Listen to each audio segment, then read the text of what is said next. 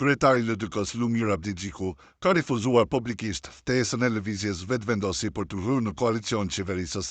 Në vend të kësaj, ai ka propozuar formimin e një qeverie tranzicioni, duke theksuar nevojën për daljen nga kriza politike dhe përgatitjen e vendit për zgjedhje të reja. Kjo lëvizje thellon më tej blokadën institucionale pas zgjedhjeve të 9 shkutit. Ish ustaraku Muharrem Maralusha ka thënë se në paraqitjet e fundit publike Lumir Abdigjiku ka dëshmuar më shumë se kur më parë kush është dhe ku shndron. Sipas Maralushës, ai po shihet politikisht i papjekur me analiza të cekta dhe që shpesh krijojnë dyshime për qëllimet e tij. Madje ngre hipoteza se mund të jetë në shërbim të interesave të huaja. Abdigjiku e tregoi të vërtetën kush është dhe ku shndron. Politikisht i papjekur si analist shumë i dobët, ndoshta është në shërbim të huajve dhe se nuk e do Kosovën, shkruan Maralusha në një reagim të tij në rrjetet sociale.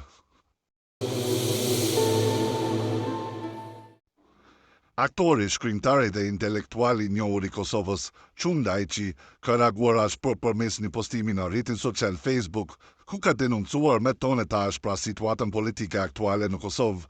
Ai ka hedhur akuza të drejtë për drejta ndaj elitës politike, të cilën e përshkruan si milioner me faqe të trasha, duke i bërë përgjigjes për degradimin institucional dhe kthimin e diskursit në një nivel të pasluftës.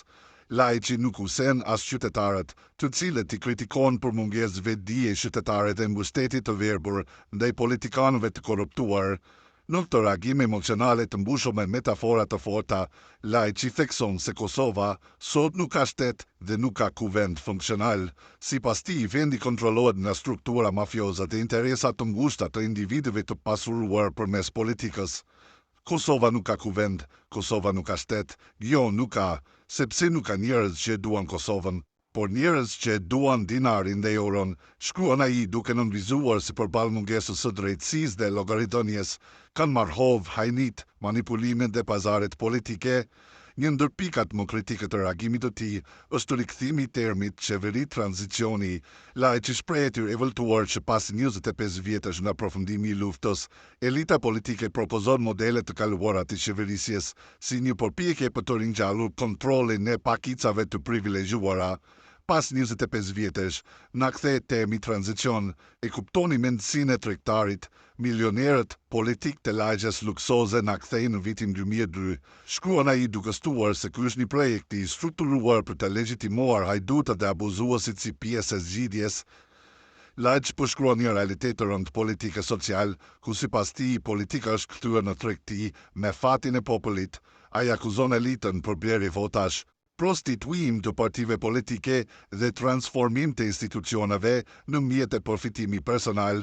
Ka deputet dhe parti të blera e të shitura si prostitutat për një natë sevda, jenë me motele buzë autostradave, ka kuvende në shitje në Kosovë në shitje, sot ai duke ironizuar edhe mungesën e veprimit të institucioneve të drejtësisë. Në këtë shkrim, Lajçi nuk ndalet vetëm me kritika ndaj politikës, ai shpreh popullin si bashk përgjegjës për këtë situatë, duke thënë se mungesa e vetdijes qytetare dhe pa aftësia për të bërë dalimin mes të mirës dhe të keqes i ka dhënë hapësirë oligarkëve të vazhdojnë kontrollin e vendit. Shko në zgjedhje, delosh se nuk i ke fajet as ti as ata, po populli që kurës diti i menda, shapin dhe shisheri, shkrua Lajçi, duke dhënë një mesazh të drejtë për drejtë se zgjidhja është në duart e qytetarëve, të cilët sipas tij duhet të ndërgjegjësohen dhe të mos ndjekin verborisht liderët e korruptuar.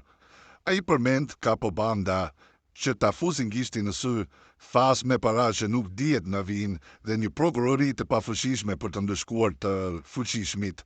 Përmes një ironie të hidhur, Lajçi përmendet dhe faktin që populli ende pret që dudat politikanët e vjetër dhe të konsumuar të ribojnë qeverinë sikur të ishin shpëtimtarë. Reagimi i Lajçit vjen në një kohë ku në skenën politike të Kosovës është ringjallur ideja e krijimit të një qeverie tranzicioni në kontekstin e përplasjeve institucionale dhe krizës së besimit publik ndaj institucioneve. Komentet e tij janë pritur në reagime të shumta në rrjetet sociale, ku një pjesë e qytetarëve japin të drejtë për sinqeritetin dhe ashpërsinë e fjalës, ndërsa të tjerë kritikojnë pëtonet e rënda dhe mungesën e alternativës konkrete. Në përfundim, Çun Lajçi lëshon një thirrje që mund të lexohet si apel për zgjedhje të reja dhe për vetëdijësim të shoqërisë. Shko në zgjedhje, djalosh. duke lënë të kuptohet se ndryshimi nuk do të vijë nga ata që janë në pustet, por nga një popull që më në fund arrin të ndaj shapin nga sheqeri.